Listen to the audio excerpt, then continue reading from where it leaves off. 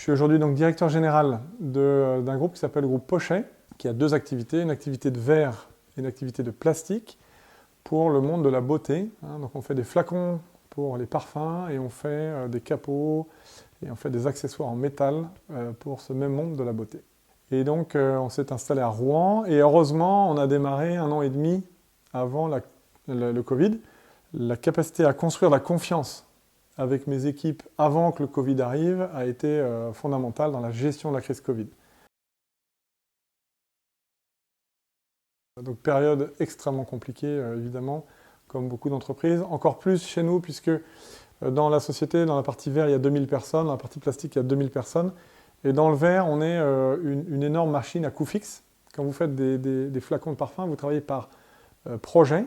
Donc vous avez un appel d'offres, vous faites un projet, et que vous gagnez ou pas, et donc vous avez besoin de compétences techniques. Ces compétences techniques sont des compétences que vous souhaitez garder sur le long terme, et donc on a une équipe technique d'industrialisation pour accompagner nos clients. Au mois de mars 2020, nous avons une baisse drastique de notre carnet de commandes, qui s'est finalement traduit à la fin de l'année par une baisse de 30% de nos ventes en 2020.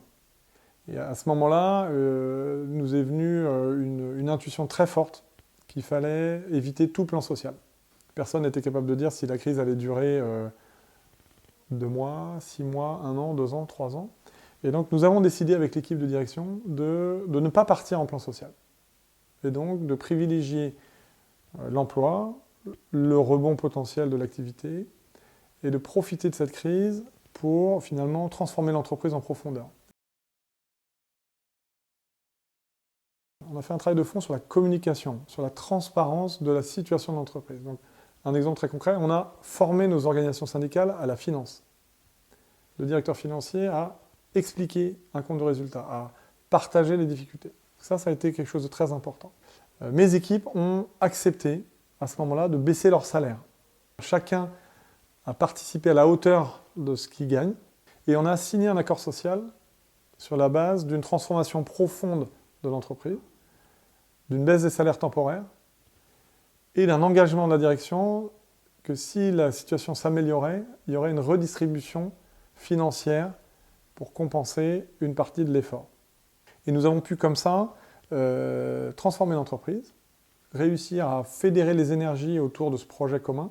Évidemment, on a été accompagné par le chômage partiel, on a été accompagné par nos clients, on a été accompagné par notre actionnaire qui a maintenu tous les engagements d'investissement qui étaient pris en 2020 et qui les a réalisés.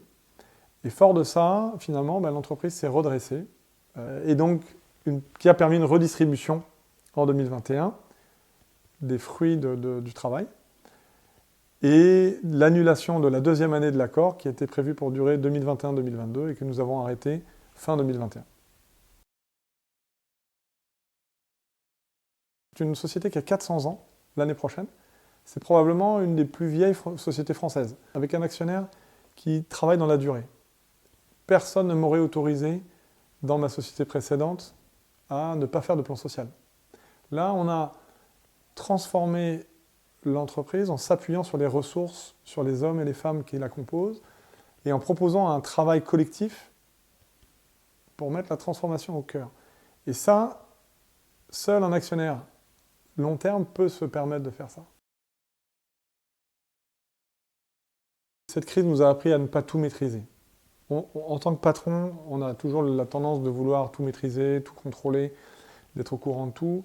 Il y a une obligation, si vous voulez, de lâcher prise et d'accepter de déléguer de manière massive. On parle de subsidiariser, on parle de faire grandir nos équipes, on parle de déléguer au bon endroit pour permettre à chacun de s'épanouir. Je pense que les jeunes, mais pas que, ont besoin de sens. Ils ont besoin de finalement comprendre dans quel cadre l'entreprise fonctionne, quelle est l'ambition qu'elle a, quelle est la direction dans laquelle on veut rentrer. Et le patron doit apprendre, avec beaucoup d'humilité, finalement à lâcher prise d'une certaine manière et à faire confiance à ses équipes de plus en plus, parce que sinon, de toute façon, il ne peut plus tout gérer, et finalement, c'est tant mieux, quoi. Par exemple, j'ai pour ma part, moi, découvert une vraie passion pour le jardinage. Cette chance qui nous a été donnée entre avril et juillet 2020, d'être en partie à la maison, voir cette végétation se déployer, alors qu'on va très vite dans nos vies, on n'a pas le temps. Là, on a eu le temps de le faire. Et pour moi, je pense que cette crise a eu un impact sur cette capacité à accepter de ralentir, prendre le temps, se poser, et d'une certaine manière réapprendre à décider sans se mettre une contrainte de temps qui est parfois destructrice de valeur. Et là, je reviens bien à la décision qu'on a prise de ne pas faire de plan social, avec la reprise du marché extrêmement forte qu'on a vécue. Si on avait détruit la compétence, les emplois, si on avait envoyé les anciens à la maison un an après, c'est-à-dire mai 2021, on aurait été dans une énorme problématique de compétences et incapable de répondre aux besoins de nos clients.